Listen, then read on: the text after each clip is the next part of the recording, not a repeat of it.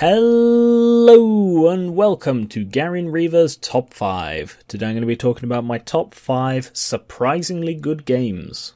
I play a lot of games, both for fun and for this job, and some are bad, some are good when I don't expect them to be, and these are the ones that I didn't expect to like anywhere near as much as I did. Note that I'm not saying that these are the best games that I've played, or that they're good games that I expected to be very good. It's just that these are the ones I didn't expect to like. So, a couple of things to remember. First of all, these are my personal opinions, so please don't tell me I'm wrong. And also, these are limited only to the ones that I've played and obviously enjoyed.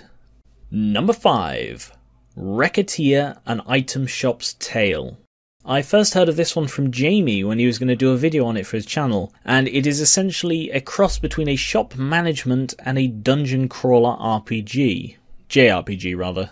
It looked very strange, and at the time, this was a few years ago, I'd not played many anime style games, so this was a bit sort of out of my comfort zone. However, I found it to be a very challenging and engaging game. It has a steep difficulty curve that really rewards you for getting it right. You feel like you're achieving something. On top of this, there are brilliantly fun characters, and the game has an amazing sense of humour that, it's just so fun to play. It's not a very expensive game, and it was surprisingly good for such a small price. Number 4. Skullgirls. I saw this on Humble Bundle a lot, the Humble store, and I got so familiar with the sale art, but I still had no idea what it was. I knew it was a fighting game, but that's about all I knew. And it turns out it's a fighting game that's embraced... it is a niche game. It's anime style, similar to Racketeer, but it's different. I don't know how much detail to really go into here, but let's just say it caters to whatever you're into. And I'm not really a fighting games guy, but I really had fun with this game. I mean, I'm awful at it. I lose a lot on easy, and I've lost every single multiplayer match I've ever played. But playing through the different stories for each character on the easiest difficulty, I really enjoy it. It's a very deep, rich story, and I enjoy playing as the various characters.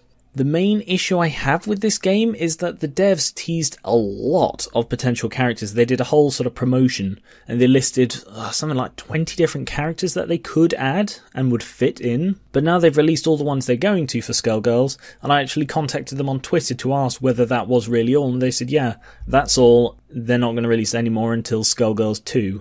So that's disappointing, teasing all of these potential things and saying, nope, I mean, we could put them in this game, but we're not going to. We're going to make a whole other game to put them in instead. Number 3. Epic Battle Fantasy 4. This is another anime game, yes, you're seeing the theme here, and it popped up very cheap in a sale. I buy quite a lot of games based purely on aesthetic, and this is one of those games. The aesthetic really sold me. It shows varying styles of art all sort of combining. So like there is just sort of original anime style for the battles, there's chibi style for sort of the overworld, there is like felt craft for cutscenes. It is varied, but it's all very pretty. Add to that what turns out to be a very deep, complex, but well-made turn-based combat system with strong undercurrents of parody and comedy, and you get a very good game. The characters are fun, and there is a surprising amount of replayability due to the variation in the story campaign. I've actually done a full written review of this on my website, and the review will be linked in the description. Number 2. Viscera Cleanup Detail. This is really the odd one out in this list. I saw videos on this on YouTube, and it doesn't sound fun. It is a game about cleaning up the aftermath of a shooter horror sort of game or movie or something like that. The sort of the blood stuff makes it sound a bit more interesting, but if you just think about it, you are cleaning up. That is all you do. You clean up blood, bodies, shell cases, explosion damage, varying things like that. And it sounds boring as hell, but it is really engaging. I have about 62 hours in it. It is kind of buggy, but usually in a funny way rather than an annoying way, You do have to sort of walk very carefully when carrying things because the physics engine doesn't quite like objects being that close together. Why it provides you with a box and say, hey, put a load of things into this box, but definitely don't run with it. It's anyone's guess, but this is a weirdly fun game. It's hard to explain why it's fun, but it is good for solo play or for multiplayer. And finally, Number 1.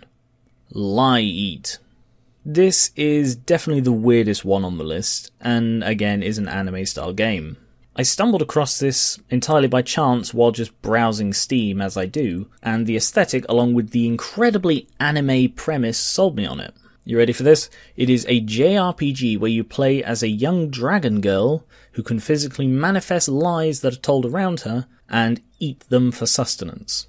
It sounds really weird, but it is used very well both sort of in the story of the game and as a premise. The game itself is split up into 3 parts and it has a very character-driven plot with token combat and really confusing linear gameplay.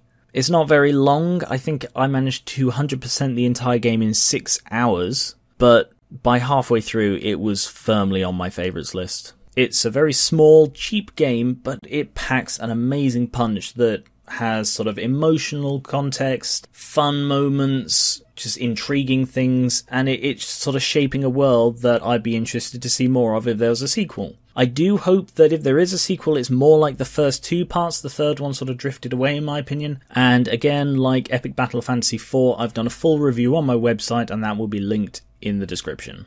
And that is all.